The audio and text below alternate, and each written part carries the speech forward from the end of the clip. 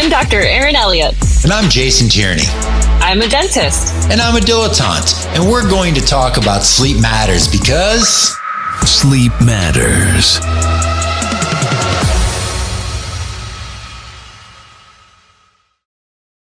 Dr. Max Kerr, welcome. What's up, my friend? Just jazzed that you're here with Erin and I on this episode of Sleep Matters. Yeah, I'm happy to here.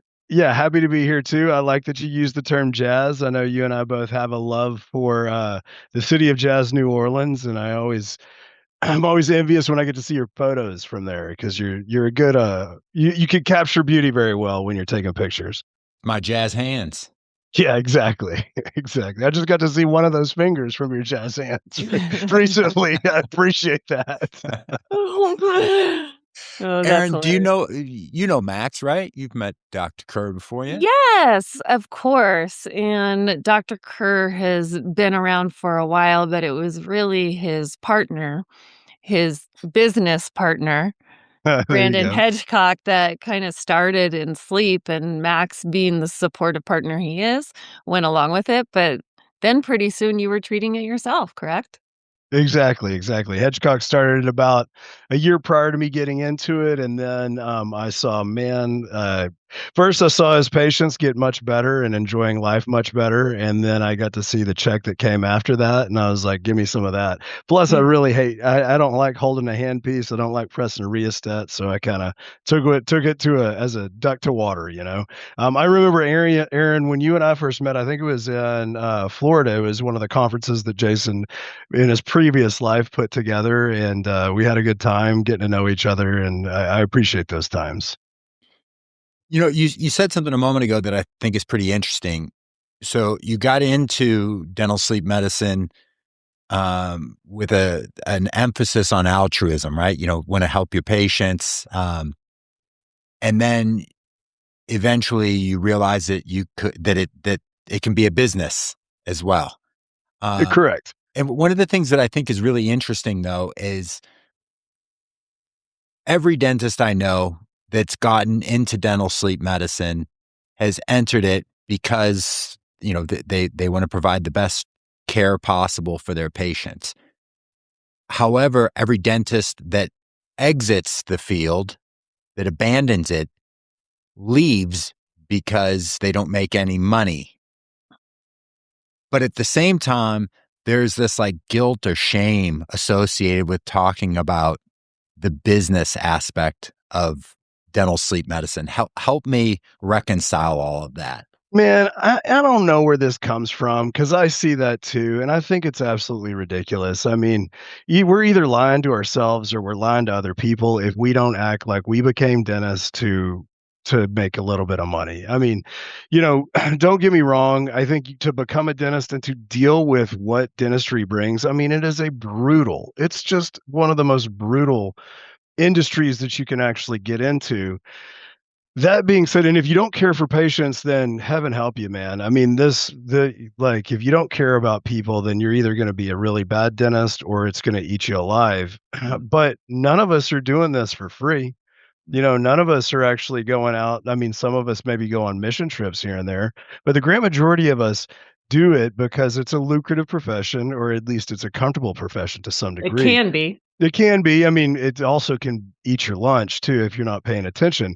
That being said, I mean, so let's not hide that fact. I mean, I think physicians, one of the reasons you go through medical school or dental school is because there's a reward at the end, and sometimes that's monetary. And of course, you get to help people, and that fills your cup as well. But one does not exclude the other, and we got to get out of the way with that. And I think in sleep, you know, I could make an argument that, you know, it's hard to say that if you repair somebody's tooth, especially if you're doing a DO on tooth number 4, that you're going to extend their lives meaningfully. And maybe if we can quantify that from a monetary standpoint, maybe you deserve $30 out of that after overheads paid. But I mean, literally with sleep, you can quantify that you're likely going to help somebody live years longer. And so, what is that worth to not only that patient, and what is it worth to bring that to market? Yeah, and And so, not only live years longer, but with an better. improved quality of life, right? 100%. That's what I tell my patients. I said, not only am I trying to extend your life lived, I'm trying to extend the life and not I'm not trying to extend the years that you live. I'm trying to extend the life in your years. I mean, Mhm. it's a beautiful thing, and it's okay to want money out of the deal. Like, Yeah. I'm okay with it. Yeah, so, 3 years ago, you spoke at, the TDS symposium, at the Transform The Dental Sleep fables, Symposium. the glorious, the amazing. Uh, but you spoke, and the topic of your presentation was, EOS, the, Correct. Entrepreneurial Operating System, and you gave that presentation, and as a result of your presentation, a handful of my friends that have some of the most successful dental sleep practices in the country, as a result of what they heard from your presentation, they changed the way they do things. They all got EOS implementers, and it totally transformed their practices. And these are people that were already at the upper echelon of the field.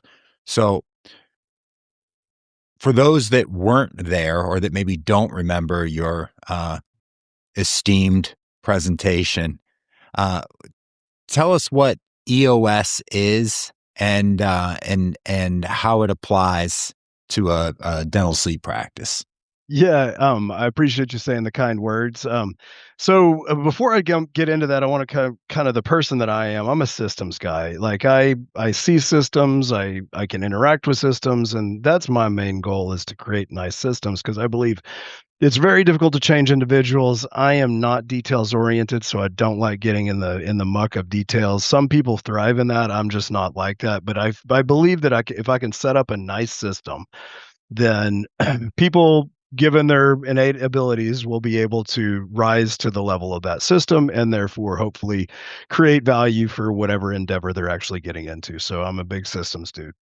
And so I was just it came about when I was running a dental practice, kind of solo entrepreneur situation, and I found that I was the end all be all of everything in that practice. Mm. Every single question came past me, through me, and around me, and oftentimes I would answer it two different ways. Then I'd ask what happened, and then people would be saying, "This is what Dr. Kerr said," even though I didn't remember myself saying those things. And I was being asked during patient care how to do things for the front. I mean, it just became overwhelming.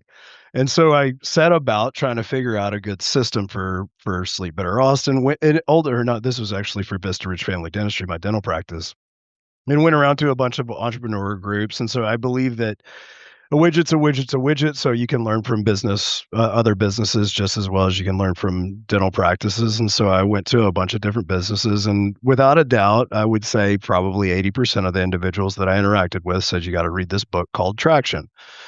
Read a book called Traction. It's a book by the name of Traction, authored by Gino Wickman, and where he just kind of describes the EOS system. EOS stands for Entrepreneurial Operating System, and it's nothing new under the sun. It's all Mm.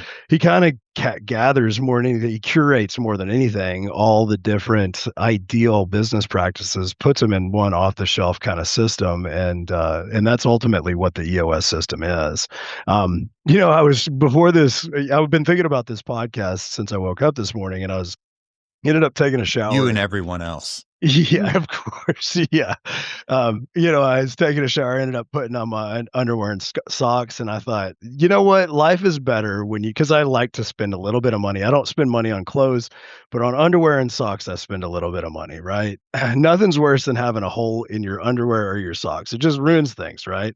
Erin probably doesn't wear underwear, but it is what it is because she's just such a free spirit.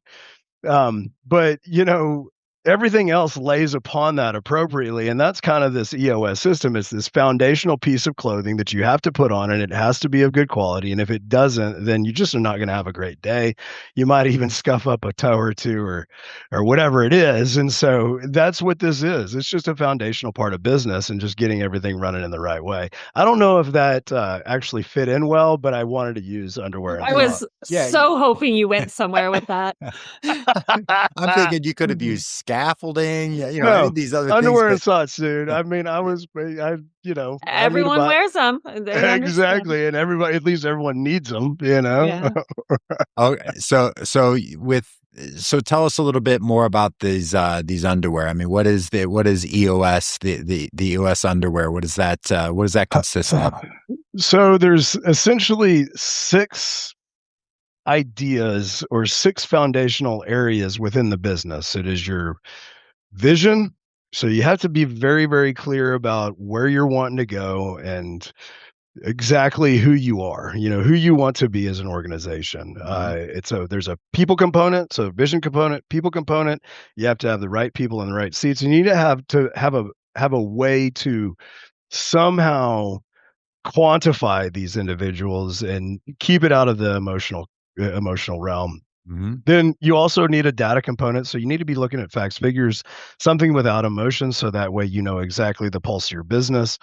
You also need to have an issues component. The issues component is very important because you don't want to be the last one to know when some shit goes down in your business. You need to make sure that you have put in place a system that where everybody in the organization is looking for both opportunities and failure points, and they're bubbling that up so that way you can go about being a better business every single day. You also need a process component. You need to make sure that everybody understands exactly how to do things in the organization. And then you have to have a traction component. There has to be some touch points to where every one of us, whether it be the leadership team or the rest of the organization, gets together, talks about how we're doing, where we're going, and making sure that we're on the right track. And then we use a little term called rocks that puts us in a 90-day world where we're actually doing big projects every single 90 days, and that gives us a chance to meet every 90 days to see if the progress towards the vision. Gino says vision without traction is hallucination, and so you gotta bring it down to the ground and make sure that you're actually putting the shoulder to the wheel and getting things done in the organization. So for someone that goes and picks up the book, picks up Traction by Gino Wickman, reads that, where do they go from there? I mean, so you're a certified implementer. There's many other certified implementers around the country. Do you have to have an implementer? Can you, do this on your own? What do you Yeah, recommend? totally. You can there's really 3 different ways that is recommended. You could self-implement. You could just read the book and try to put it in as best you can, and some people would thrive in that environment. I know I'm not that individual. Oftentimes when I'm working with my kids, they won't listen to me, but if I hire a teacher that tells them the exact same thing that I did for some reason or another, that they're gonna listen to them, and so you're gonna go into whatever you do with a core group of individuals. We call it the leadership team, and it's important that everybody's bought into the direction that we're gonna go to, and for me, I found that using an implementer was much better. So there's just picking up the book, running it as you would like to normally run it. There's also a self-implementing track where you can actually learn how I would do it as an implementer. And that's, I think it's called Basecamp in EOS. And you can actually sign up for that for X number of dollars per month. And you'll get all the videos on how to run a successful meeting, this, that, and the other thing. Or you can use an implementer like myself. Now, one of the pieces that you glossed over is, and I don't want to end on there, I don't want to lose this. I became an implementer because I had way too much time on my hands. That's the power of EOS, right? I was able to kind of scale myself outside of the dental practice because remember, I hate doing dentistry. And so luckily I was able to hire the right people, get the business running on its own. And during that time, I was scaling my my sleep practice up.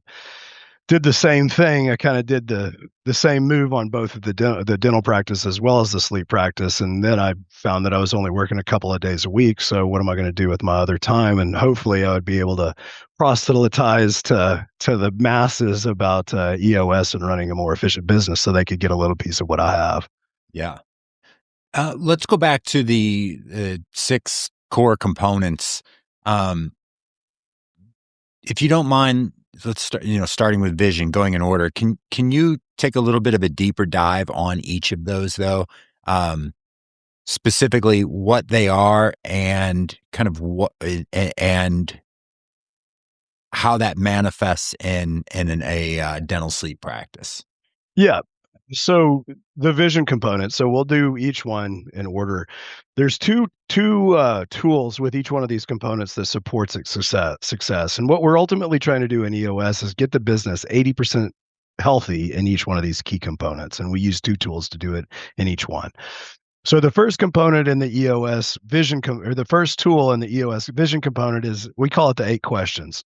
Really, it's called, also known as the vision traction organizer.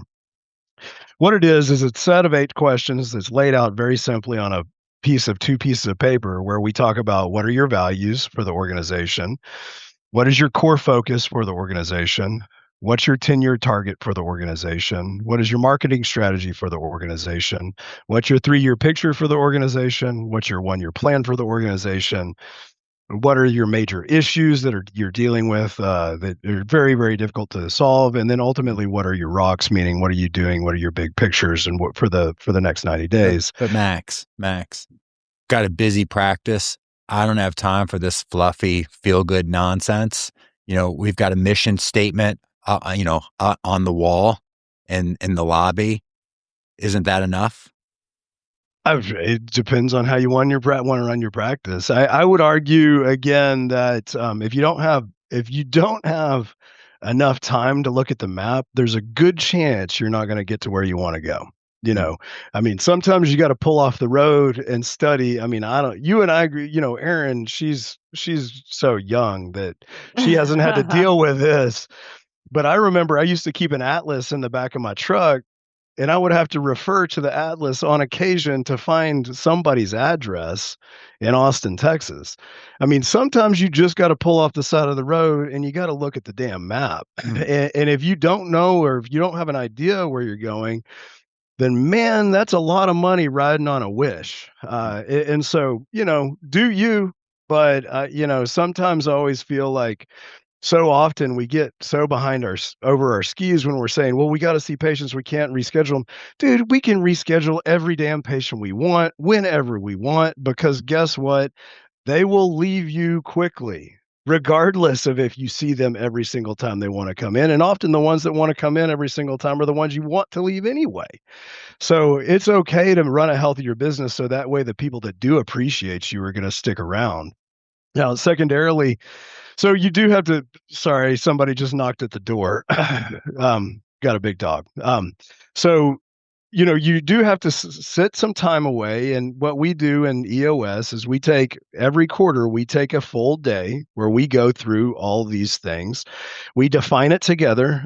It's not enough to be the leader and all of a sudden say, hey, this is the direction we're going. You have to get some degree of buy-in from the leadership team of your of your business. I can't use this term staff anymore. Erin's ruined me for that. So I have to use the word team. That being Staff's an said, infection. yeah, I know. I think that all the time. And sometimes it feels like that. But either way, I mean, you know the hygienist or the assistant or the office manager are the ones that the people always kind of look towards, even though you might say it. If you're wanting to do something, then they'll look immediately to that individual to see if they're bought in. You got to find those people and you got to encourage them and build them into the process so they can help lead. You go about setting and asking these questions and you define it as a team together. And then the next part of that, on that vision component, the next thing is you share it. You got to let your people know where you're wanting to go. You have to give them a reason to want to follow you. And catching a paycheck isn't it. They, especially with the younger generations, they have to feel like they're a part of something a little bit larger. Purpose. Yeah, they have to have purpose, and if your purpose isn't aligned and is not in alignment with them, then it's a good thing to learn that. Or you happen to find somebody that believes in your direction, and they jump on the bus with you, and then it's a little bit easier to manage them. Then the next I hear dentists oh, sorry, I was gonna say, I hear dentists yeah. say all the time is, "Where's the loyalty anymore with Hmm. this younger generation?" I was like, "Some of the best workers in our office are the younger generation." Oh, And if 100%. you They're can so give bright. them I'm just thinking within terms of my own dental practice. Is there a certain level of employees where this, like, would start to work better? Or if you have 5 employees, it wouldn't really I don't know, Yeah, nothing to I hear what you're implement saying. there or Yeah, for sure. So that's an amazing question, Aaron, and thank you for asking it. Because I've implemented where there's just two people. That is kind of a train wreck. Two people don't work. You have to have a collection. Three people, you're stretching it. Although what ends up happening with three people, then everybody at the top ends up doing a lot more work than, let's say, the 15 people below them. Really, the idea behind all of this is to push down all the things that you yourself don't have to deal with. You deal with only the things that you deal with, Mhm. that you're the highest and brightest. Because if everybody's doing their highest and brightest, then ultimately the organization runs it a lot smoother. And so, I feel the sweet spots anywhere between 4 to 6 individuals. The way we did it in a dental practice is we had leads.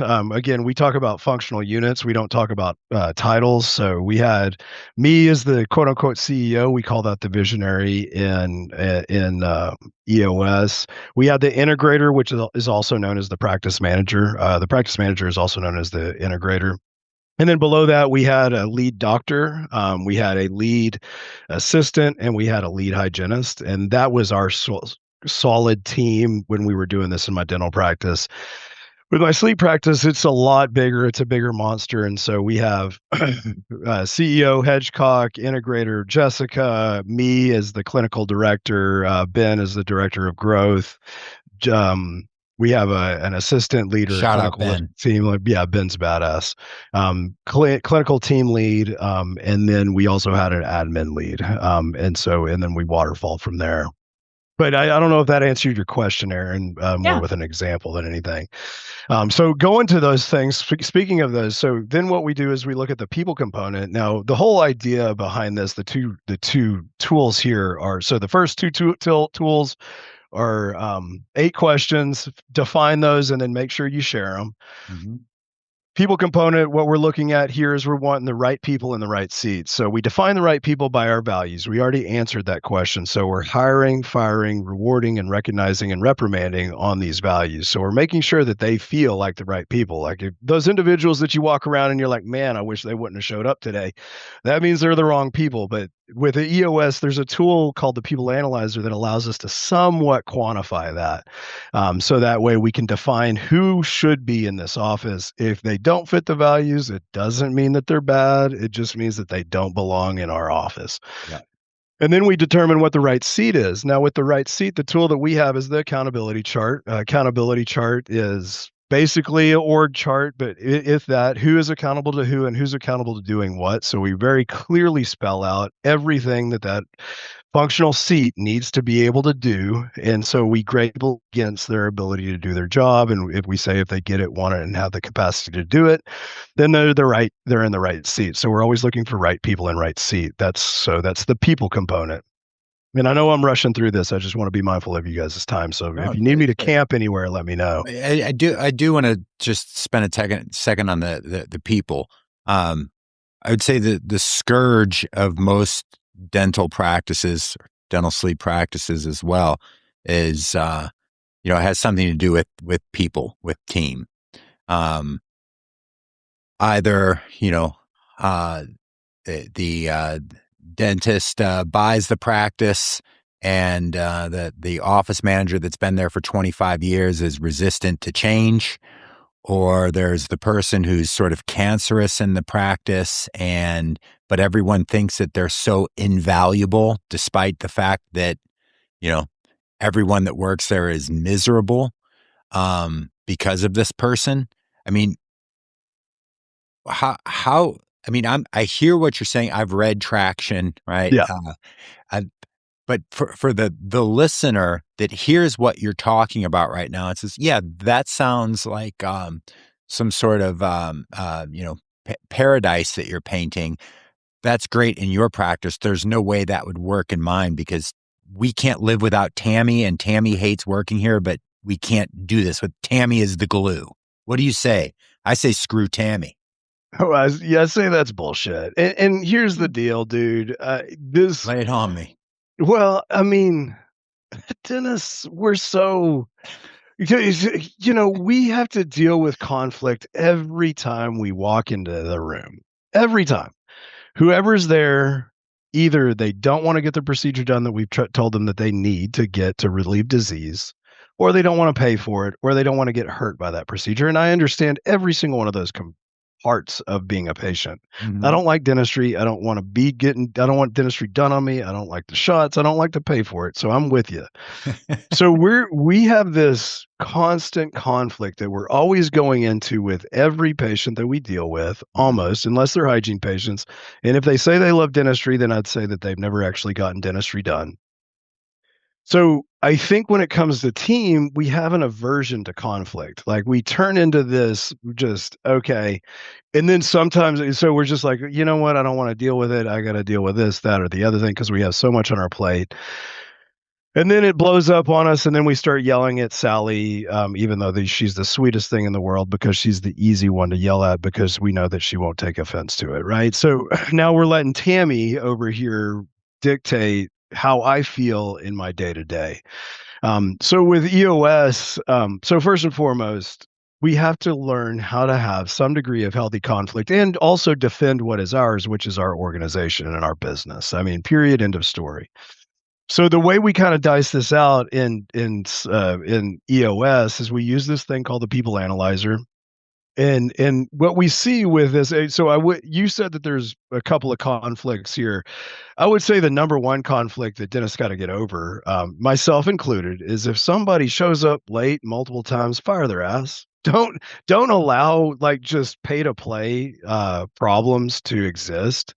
Like if somebody shows up late or they're stealing or whatever it is, get rid of them and get rid of them quick. Usually that's Time not clock stealing. time clock stealing, whatever it is. I mean, if there's smoke, there's fire. I mean, so Uh, that doesn't what were you about to say? Oh, as dentists too, I think there's a lot of fear. There's people that I've held on to longer than I should have because at least I know what I'm dealing with versus what's out there. Of There was a course. time where the the people applying for the job were not good. Yeah, I call it the COVID hangover. I mean, there was a time after Yeah. COVID where just finding somebody that fogged a mirror was good enough. That being said, I mean, it's kind of what you're saying is the devil that I know is better than the devil that I Yeah. don't, Sure. right? And I think that there's a piece of that, and only you can play your game. But I do know what you said that kind of resonates is I was so afraid. Now, would you say that you wished you wouldn't have let them go if you were afraid to let them go after you get And, let them you know, go? isn't it funny how every single one says, "Oh, it's so much better. Why did I wait so long?" Every I'm time. every Every time. time.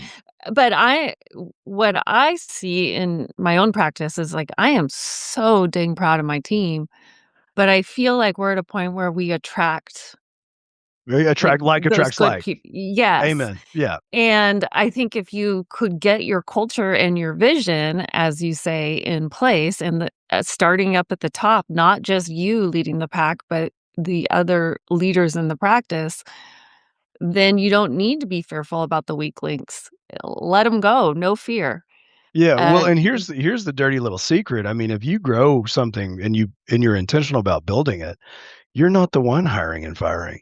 right. Your team is. Like, the Yeah. people that are bringing these individuals on are the ones that are like, "You know what? They gotta go," or actually I say that all the time. I haven't had to fire someone because they get voted off the island ex before I need to do anything. but you have to be intentional in building that step, right? And, like, Mhm. I mean, I take pride in this kind of, where we have 55 employees in Sleep Better Austin.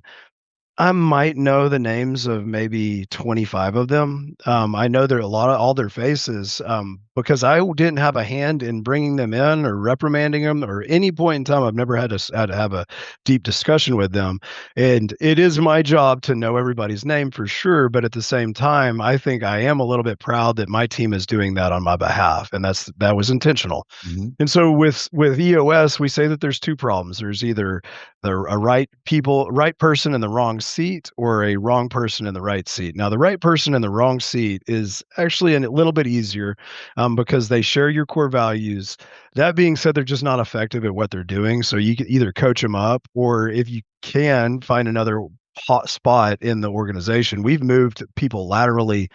I mean, had to have been over 50 times in my organization since we started this, because we knew that they were the good person. We just had to find their fit. And so I think that's a gift that you can give to them, or you just give them a good tale, you give them a good recommendation, and you say, hey, you know what, this isn't right for you, but you're an amazing person, and we're here to help however it looks like when you're trying to go somewhere else.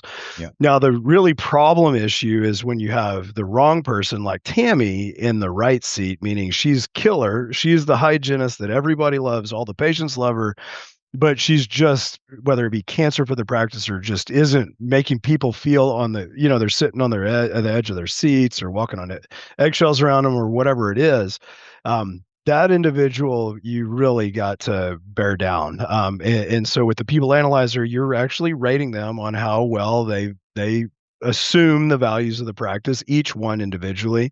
And then you have really good conversations with them. You sit them down, you say, hey, look, this is the way I see your value set. Am I off or am I on? And if I'm off, if you're off, then I'm going to give you 30 days to help rectify the situation. Come to me with a plan. I'm not going to create the plan for you, but what I would like for you to do is tell me how you're going to make yourself better. And then if in 30 days, they haven't rectified the situation, we say, okay, you got 30 more days. And usually by that point in time, they've kind of self-selected out and they're already looking for another job. And so, but you do have to do a little bit of conversation. Sure. But so what you've described is you've taken this out of the realm of feelings, vibes. Yep. Yeah. And you're taking us to kind of the third step, the third component, managing by numbers. Exactly. So what does or data, managing by numbers. So what does that entail? Does that just mean spreadsheets? What does that mean? That's a great question. So the two tools underneath the data component are the scorecard, as well as everybody owns a metric. So kind of going back to that being effective in your seat, that means that we have given you a very clear example of where you need to be, or a clear metric of how you need to know or grade yourself objectively on how well you're doing your job. For, let's say, our sleep assistants are at conversion. So our sleep assistants are the ones that are converting for people to move forward with treatment. And we require that they maintain a 70% conversion rate. So anything below that means that we need to talk to you. So that's the second tool there, is everybody has a metric. The first tool, kind of going back to your spreadsheet question, is that every week, me and my leadership team are looking at a spreadsheet or a scorecard of a trailing 13-week of KPIs is a good way to say it. But what I'm looking for is I'm not looking for revenue. I'm not looking for number of patients seen. I'm looking for stuff that leads to those actions. So I want to see, what is my conversion rate? I want to see how many referrals am I getting? I want to see everything that leads to ultimate revenue. So I want to be able to look every week at a scorecard, and I want to know or have an idea of where we're going to end up at the end of the month. And so I'm looking at that with my leadership team every single week. And so anytime something is off, then we're sending up a red flag, and we're actually talking about it. Again, trying to remove as much emotion out of it as we possibly can. Mm-hmm.